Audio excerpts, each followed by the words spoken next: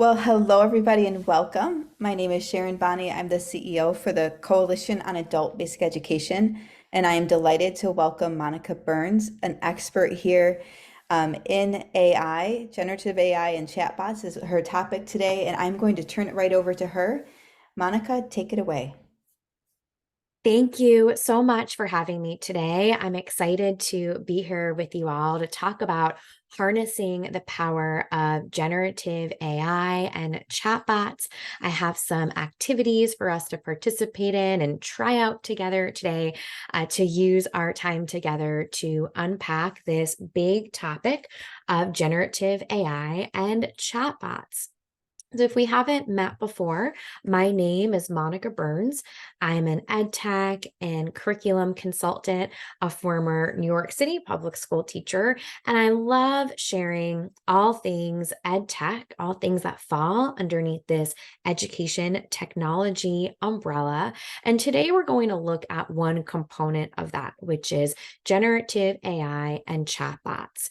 Now, I've shared lots of resources for educators over the past more than a decade that I've been working to support technology integration in different spaces, from publications, from my blog and my podcast. And the big theme has always been this idea of making ed tech easier. And when I started as a classroom teacher, working with students with an overhead projector and chalk and a chalkboard, the idea of AI in education and what's possible with generative AI just wasn't quite the same as what we were talking about today, right? That was something that was just for the movies, something that we might explore when having conversations around what movie to pick or what science fiction book to read. But today, generative AI and artificial intelligence is very much front and center in the conversations that we're all having around what is next. So today, we'll talk about generative AI first. We'll unpack this concept of chatbots and try out a few things together. So throughout this short webinar, I'll share with you some links to consider to check out and try. I'll share a QR code or two for you to scan. And then, of course, as we are together here, if you have any questions, feel free to drop them into the webinar chat area during the presentation. I have my eyes on that for all of us today. So if you have questions or if you simply want to say hello and let me know what brought you here today, you are welcome to do that too. So today, our conversation starts with generative AI. Now, artificial intelligence isn't just one thing, but a handful of different ways to use digital tools, especially when it comes to interacting in everyday spaces where we might not even expect AI to be there. So if you sent a text message this morning, or that predictive text that might have popped up, guessing what word would come next is a form of artificial intelligence. Now, we're looking at generative AI. Generative AI learns from a set of information. This could include scouring the web or the internet to gather information, or a smaller model, a smaller set of information that it is using to help generate a response. Now, this produces an output based on your input. So if you are asking it a question or asking it to complete a task, it will give an output that is connected to what you asked it to do. So very different than a Google search where we might put in a keyword and then sort through lots of different responses. Here we're giving a task or a command or asking a question. It could even be a multi-part question, and it's giving an output or a set of results based on this input. So really beyond a query that we would see in a space like Google. Now, generative AI can produce lots of different things. This could include text, which is what we often see pop out of a response from a chatbot. images, audio, code, and more, you name it. So we'll start off today looking at some text components, some things that you could do to use and leverage this type of technology, as well as something that you could do with, say, images, like with DALL-E or Adobe Firefly. So we'll look at a few different things that compose this big idea of generative AI and chatbots. So when it comes to chatbots today, I'll share a few with you. I'll mention a couple that fall into this chatbot category, but our primary focus, the examples that I'll showcase more for you, is ChatGPT.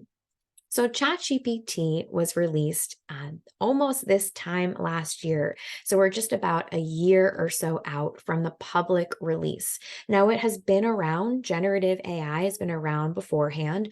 ChatGPT was not in a public release up until this point, but it was around being tested out by folks in different industries.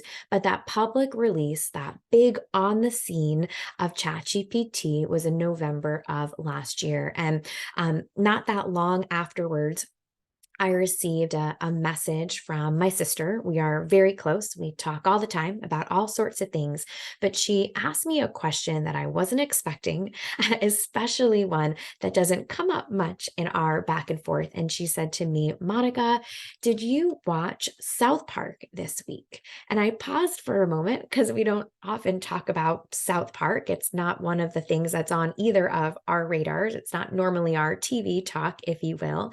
And she said, no, no, no, it was all about ChatGPT. And I know that's something you're thinking about and looking at. And of course, I went straight to the streaming service of choice here and watched the episode. And for me, it was such a moment of realizing this is everywhere. It's not just in our education space, but it is important for us as educators to really understand what's possible, what the conversation is, how we can use it, and how we might talk to students and community members around this concept of ChatGPT. So this is a type of generative AI. It falls into that chatbot category, just like Claude or Bard, two more examples of chatbots. And it is that form of generative AI. It creates something that just didn't exist before. So this is something that we can, as we talk about today and we look at examples, I have examples all the way down to primary to adult learners to share with you today. There's just so many ways that you could use this. And I think the best way to start that conversation is with some examples so that you can see it in action. So this is a screen share that I created showing you that range of examples, all the way to early learners up to adult learners, of what's possible inside of a space like ChatGPT. So I'll talk over it a little bit as we are taking a look. So I said, first, make a list of 10 fruits and 10 vegetables. That's something I could do, right? It might take me a minute or so, but I'm pretty sure I could get to 10 in each category, but this is going to save me some time. Then I ask it to add an emoji to each one. I could do that too. I could go to emojifinder.com and then I could, of course, find those emojis, but here it does the same thing for me. So as this list is growing, I can continue to say, what else can it do for me? And I might even ask it to organize this information, not just in a numbered list, but maybe in a table. So put this in a table with fruits in one column and vegetables in another. And so here it goes for me. It creates this table with the information from above the chat. It's scaffolding. I'm building upon this information. And here we go. Now, I could ask it to do a few different things for me. I could ask it to explain the difference between fruits and vegetables. And here's that early education example, right? I'm going to add in to a group of fourth graders. And here it gives me an example. Of course, we could change that audience to anything we like. And you'll see today as I take you through some examples that you can do just that as well. So it gives me an example. It's okay, but it's a little lengthy for that group that I have on mind. So I am going to follow up with another prompt and I'm going to ask it to simplify this a little bit. I think I say, yeah, simplify this into just 4 sentences. So I can keep building upon this pretty silly example of fruits and vegetables here, asking it to do more things for me. So you saw that fourth grade example. Let's keep building all the way up to adult learners. I could say, make a list of 10 discussion questions. And here I say, for a group of, and I put in eighth graders about fruits and vegetables. Now, of course, you could substitute the topic, you could substitute the type of group you're working with, and of course, the task that you want it to complete.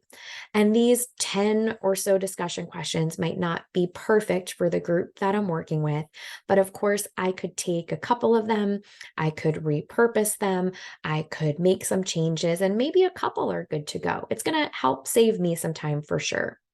And then imagine I have a group together. Maybe it's adults and we are talking together about ways to support another group. I might say, make a playlist of kid friendly songs about eating healthy. And now, apologies if I get Apples and Bananas by Rafi stuck in your head. But as you can see here, this is going to give me a list that I can work with. It might not be perfect. Not all of these songs might be the ones I want to share with a group, but it's going to help me get there. So when we're talking today about chatbots and generative AI and what's possible, it's really an opportunity to accelerate, not substitute, and help us work smarter, not harder. So it's a tool, and it's a tool that truly does require your skills and experiences, your content knowledge, your expertise, because otherwise it's just a open space on a website. It's not going to do anything unless we ask it to do something. And that's where our background and experience really comes into play. So I would love to hear from you if you feel comfortable sharing today. How do you currently use AI tools? You can either scan that QR code to go to menti.com and put in those numbers, or you can add into the chat or click on this link. So you got a couple options for how to share. So if you've got your phone next to you, you might decide to scan this QR code. If you're joining us here on Zoom and you've got easy access to the chat, you can click on that link and that will take you out to a space where you can share how you are currently using AI tools. Maybe it's ChatGPT, maybe it's something else. Feel free to share in that Menti space. Or, of course, if you would like to share in the chat, I can give some shout outs there too.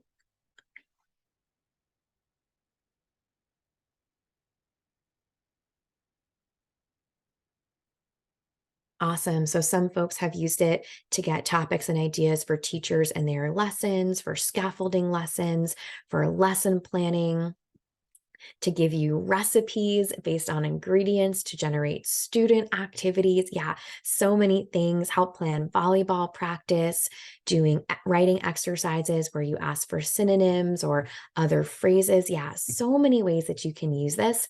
I'm going to go ahead and drop what I sometimes call the messy Mentimeter link, or the longer one that shows some of your results right there in the chat.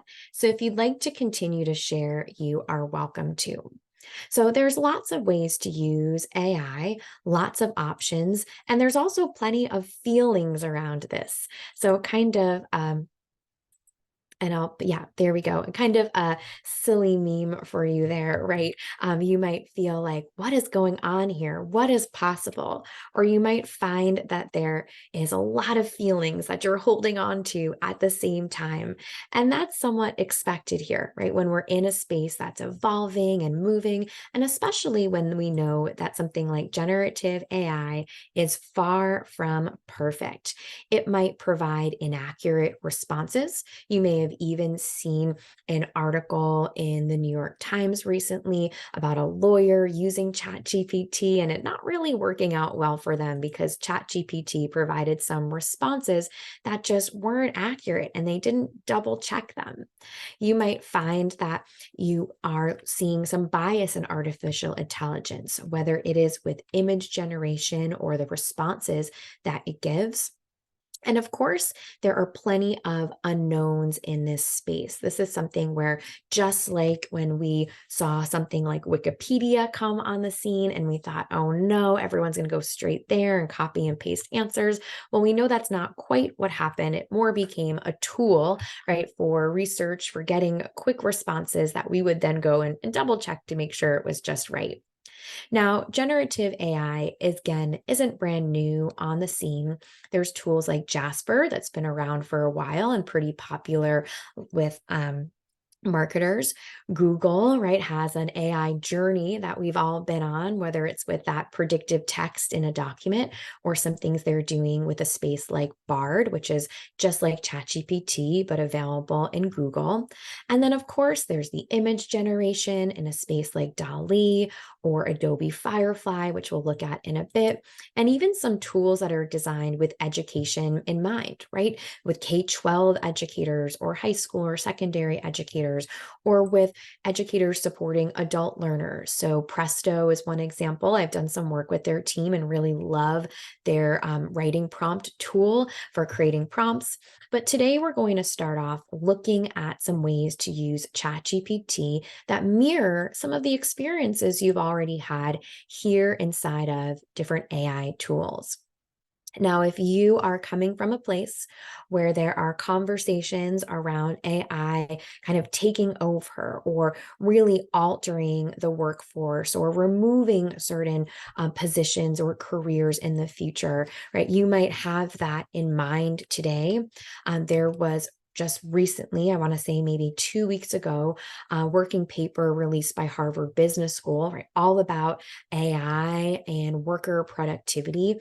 And one of the quotes that really jumped out for me that I think is relevant for our conversation today, too, right, is that they suggest that the capabilities of AI create what they call a jagged technological frontier, where some tasks are easily done by AI, while others, though seemingly similar in difficulty level, are outside the current capability of AI. So we know that there are things that a tool like ChatGPT can do really well if we know what to ask about it. And then there's other things that we are continuing to build upon. So today we'll look at some of my go-to prompts and favorites. I'll share some links and resources with you, and we'll see how this ChatGPT space, or chatbot space, or generative AI really goes beyond a Google search, right? It's more than keywords. Inside of this space, you can generate outputs in many formats, from a table to a list to a paragraph. You can create resources that didn't quite exist before. Maybe it's a step-by-step guide or a letter or a lesson plan. It can respond to multiple queries. So Google doesn't quite remember what you asked the first time when you go in and change your keyword. Here we'll see that that memory, right, is there for us. And it learns over time, whether it's the way we like to have an output organized or the types of things we're asking for that might build upon each other. So we're going to look today at a few different categories, just to be mindful for you all. I know we got a late start today, so we'll go past that 3 o'clock time today. So we'll take us to about 3:15ish just for your own planning. And if we jump off a little quick, or you have to jump off, I should say, a little quick, and are looking for more resources, I know we're just approaching that 3 o'clock mark. This is a link to my website, which has some free downloads. It has some blog posts. It has some podcast episodes all about this topic. So just know that if you do have to drop off right at 3 p.m., that there's some resources there for you. And you'll find my contact info. You can always ask me a question if you don't get it answered today. So the first category we'll look at is tedious tasks. These are the types of things that we can do We can do it, but it's just going to take up some time and maybe it's not the best use of our time. So this could include something like turn this list into a table with a column for each topic. And you put in this prompt into ChatGPT, and then you follow it up. You paste in the information, that list that you want to turn into a table. You saw me do this with the fruits and vegetables already. You might ask it to use bold, italic, and underlining to highlight key information and draw attention to important points. So if you add in a long paragraph or you even upload a document, which you can do in some chatbot tools like Claude, you can ask it to highlight that key information for you. It's not going to be perfect, but it'll be pretty good. It'll take you maybe 80% of the way there and definitely save you some time. Or you might even say, shorten this text to the number of words and characters, right? And this is something where you can take a piece of text, maybe it's too long, it doesn't fit within the constraints of a form you have to fill out, and it can shorten that. It can do the editing or that piece for you. Now, in addition to some tedious tasks, there's definitely some ways to save time generating activity ideas. And some of you mentioned it already, right? Maybe it has to do with math problems or generating ideas to share with the teachers that you support. So you might ask it to make a list of the number of writing prompts I can share with students in, and you could put grade, group, class, topic to have them write about that particular piece. Now, anywhere I'm putting bold in here is where I can substitute with that extra piece of information. So in this quick example, you see it for me too. Make a list of however many prompts I can share with students, and I put in a grade level and then have them write about this topic. So this is something where you can make all of those edits so that this truly becomes your own. And then you are able to get the information that you can use as is, but more likely than not, you're going to customize that. So you can see it here, my list of writing prompts that it gives me. They're not all perfect, but it'll definitely give me an opportunity to choose something, maybe make some changes, or maybe it simply gives me an idea like, oh, I totally forgot about focusing on the Erie Canal. Now I just want to focus on that moving forward. So lots of ideation that can happen here too. Or you might ask it to write a certain number of open-ended questions for a discussion about whatever the topic might be and for a group. Now I put in grade level here, but you can put in certain indicators for the group that you're working for. It doesn't have to be grade level. It could be something that is good for the chatbot to know, right, about that particular group. And you can even say, make sure to incorporate and then put in a standard, a learning objective that you have, and it will incorporate that into the response. You could say list questions for that group so that they can take a position on during a debate about whatever the topic might be. And you can, again, add in that objective as an additional component there to make sure that you are getting responses that are going to be good for your group. So when it comes to designing a prompt, you can keep it simple or you can add some extra things. You could add to your prompt right at the beginning before you hit send, or you could get a response, realize it's not perfect, and then continue to follow up. Maybe follow up by putting in specific curriculum goals, by putting in the learning objective, by adding the standard, a grade level, or something special about your group, or student interest, right? All of those are things that you could add in to a prompt to make sure it's going to be just right for your group. So you might say, I'm teaching topic to this group and they love this. Make a list of connections that can help them stay engaged and retain knowledge. So for this example here, you see that I've said I'm teaching, and then I put in the topic and the grade level. So I just put in fractions and put in that fourth grade. And I said what they love, right? They love, and then I can add in here basketball, or maybe there's another topic that they love. Once I hit send, it's going to give me some ideas that connect back to this prompt. So it's not perfect, but it might be a great starting point for me to make some authentic connections in the midst of a lesson that goes along with student interest. So you can continue adding in here. You might even say, break down a topic into smaller or easier to understand parts. You can say, use analogies and real life examples to simplify the concept and make it more relatable. So all options there. Now, ChatGPT isn't the only one that allows you to do this sort of generation, right, or generative AI. Canva has a tool inside it. It's Canva Docs. They've got lots of AI integration, some of which were just announced this week. And here I can put in my magic write prompt and it will make a list or create a paragraph or summarize for me. That tool, Claude, I mentioned earlier, responds to a prompt just like ChatGPT. Or you can see next to the purple send button that there is a paperclip or an attachment option. So you can actually upload a document. It can look at that document and it can take action. So I have been using this a lot recently to generate show notes or to go along with my podcast episode. So I at a new episode of my podcast that went live this morning, actually, if you're watching this live today together. And this is one that you can use to review a document, or you can treat it kind of like how we've treated ChatGPT so far with our make a list or give me ideas. Now, I wanted to mention Anthropic's Claude tool in our conversation today because they've been in the news the past few weeks. Anthropic is the company behind this chatbot. Amazon made a pretty large investment in this technology, in this company that has garnered some national news. So it's one that I think is worth watching, even though I often focus first on ChatGPT.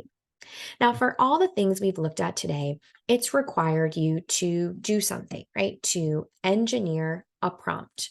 And prompt engineering can take many forms. There's so much you can do when you are creating prompts, but this is an important skill that sure we could label as its own or put it in its own category. And you might have seen some of the conversation around careers that are all about prompt engineering, but it's really a skill that we can do alongside our content expertise, where we're thinking critically about what we need to include in a prompt.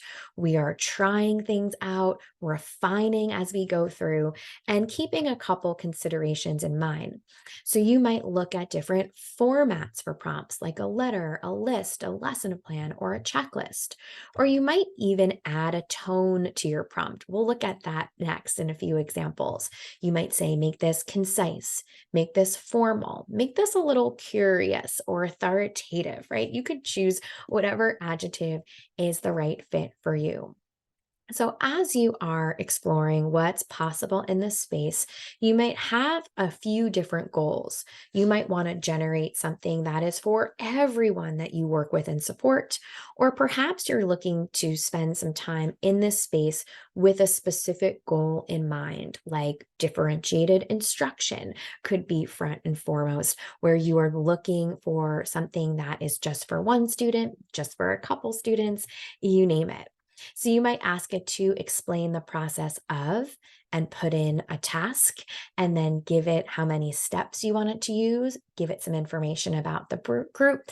And then you might even keep in mind that and put in a condition. So for example, I might say, explain the process of the lattice method in 5 steps for fifth grade students. Keep in mind that they have a lot of experience with multiplication. Or keep in mind that this is our learning objective that we are working on, or keep in mind that in our ELA classroom, we're studying cause and effect. And maybe there's a connection here that we can look at.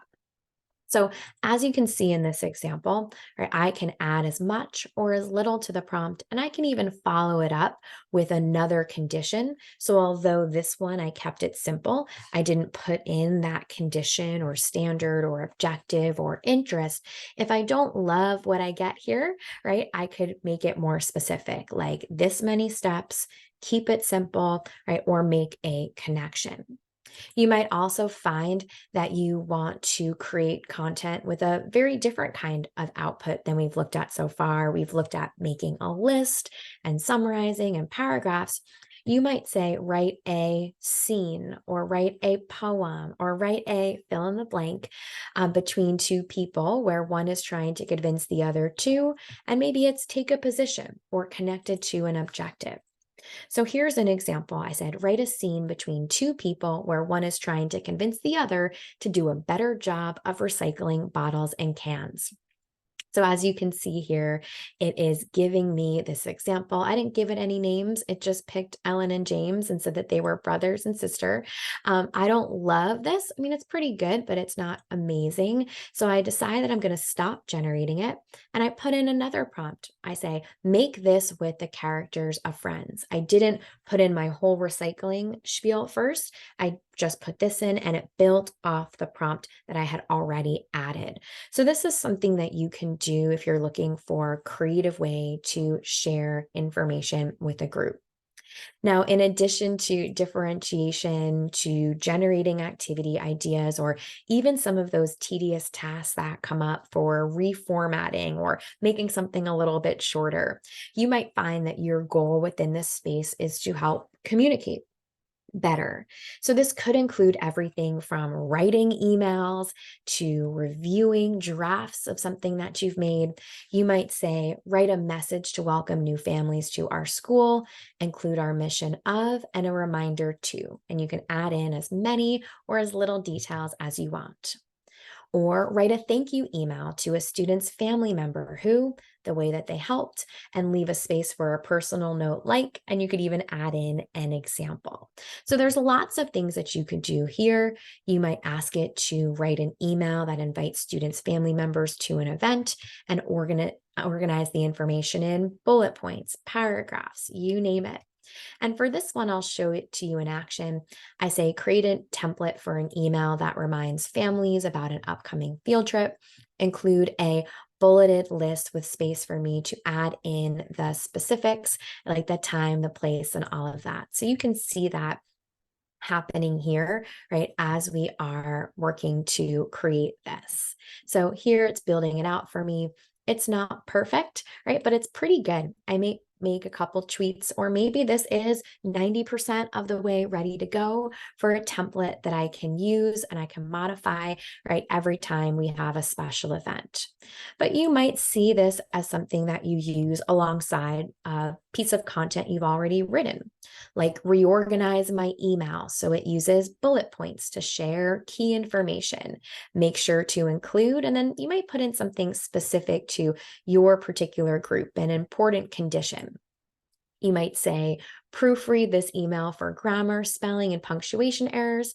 Make sure to look out for, and maybe you're someone who uses lots of exclamation points. So you want to make sure it looks out for too many exclamation points or something like that that's specific to the work that you do. You could also say, rewrite this email so it is more, and then plug in your adjective so that it aligns. Like this email isn't bad, but maybe it could be better. So I add that email, I copy and paste it, and I simply say, rewrite this email so it is friendly, clear, and professional. And then I paste in that same email. It pops it right in here. And then, of course, if it's a little long or I don't love it, I can say, make it a little shorter, and it makes it shorter for me. Now, one of the things I love about this is this email right at the start, it says, I want to let you know about a meeting at 2 o'clock on Tuesday, right? It gives me that in the first line. If you remember this one, I kind of buried that lead. I said it was on Tuesday, but I didn't say the time. And this is going to be a much stronger example.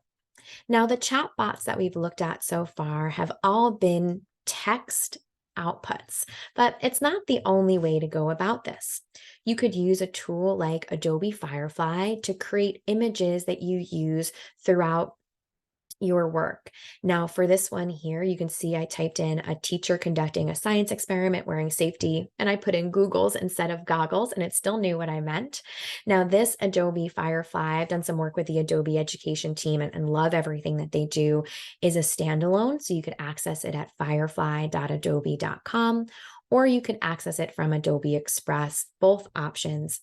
And then one of the things that really stands out for me with this, especially if you're having conversations with students, educators, community members around AI, is that the images that are generated are part of the Content Authenticity Initiative. Adobe's connected to this group. And because of their commitment here, they're adding meta tags and other information that does give credit to where it came from, right? Where the stock photos came from. And of course, has that tag to it. So you might find that you decide to use images in different parts of your work. You might use it for slide decks or for side by side with instructions or step by step guides. You might even do it as a starter activity for a group or even for sparking some creative writing.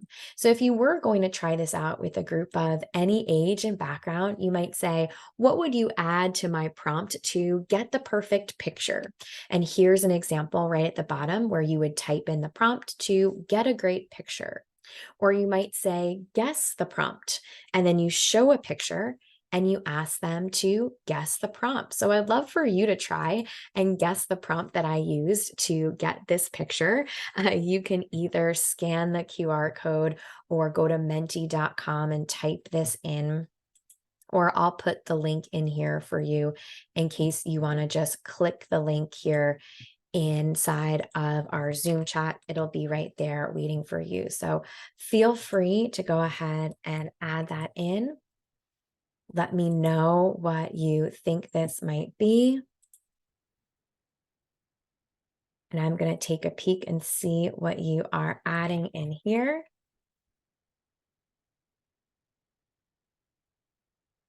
Let's see some of our responses. So you might have something kind of short and sweet like little puppy or puppy at the beach. I see puppy by the seashore, missing home. Give me a picture of a dog that loves the beach and space. Puppy feels small in the world. So all of these are great options.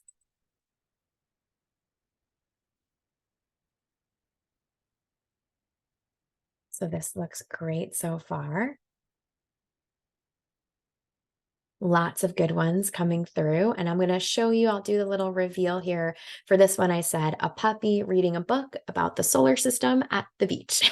So kind of a silly prompt to share with you. But you can see here that there's so much that's possible within this space for you to play with, to try out. I would encourage you first and foremost to try this out, right? To get a feel for it. Do something a little silly first, and that will help you gather ideas that might be more professionally aligned.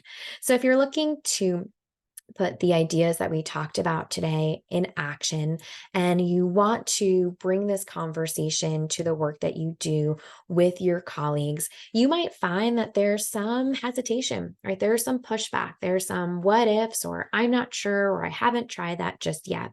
So, although I think it's very important to acknowledge all of those feelings that someone might have, you can definitely reframe that AI conversation using sentence starters like AI can make this easier, or AI can automate this task, or AI can do this thing quicker, or AI can help me. And if you give those specific examples, things that you found today that have worked for you, right? Letting someone else know about it, you can really, right, reframe that conversation and maybe even gather some ideas from your colleagues or those around you who are trying it out. So I would encourage you today to keep playing and sharing ideas, things that you've tried, things that you've noticed, things that are possible. Maybe add one or two things to your workflow. If you've spent some time in ChatGPT, maybe you open up an image generation tool. If you loved the prompts for proofreading emails, maybe you try that out first.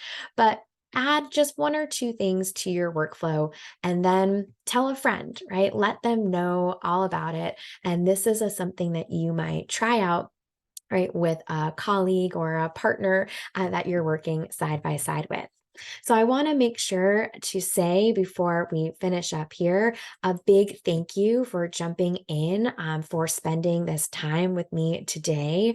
I love to continue the conversation around AI and what's possible. So you're welcome to follow along or send me a message at Class Tech Tips, is where you can find me on Instagram and Twitter. And I'll put my email here into the webinar chat for you too. But I'll turn it back over here to our host to let them bring in any questions that might have come up or popped up that I've missed. Make sure we take just a couple more minutes of your time here to answer them. Great. Well, first of all, I just want to say thank you so much, Monica. This is fabulous. I can see why you came so highly recommended from friends and colleagues. And I have a question here from Cynthia Bell. She's asking, are there any generative AI tools that you have found that can make infographics or graphs? Yeah, I love that you're thinking about these different visuals to share, Cynthia. So I would check out a few places. First, I would head over to Canva. They've released some magic Canva product features just this past week. So some of that includes typing in what you're looking for and having it generate that. It might not be perfect, but it might give you a great start. It might also help you find the perfect infographic that you can plug in some information for. And then I would also take a look at ChatGPT's plugins. So the free version is what we are focusing on today. The paid version of ChatGPT, there are different plugins that you can enable, and some of those include making graphs. So that might be something you want to take a look at. Wonderful. Thank you. I'm just looking through the notes here to see.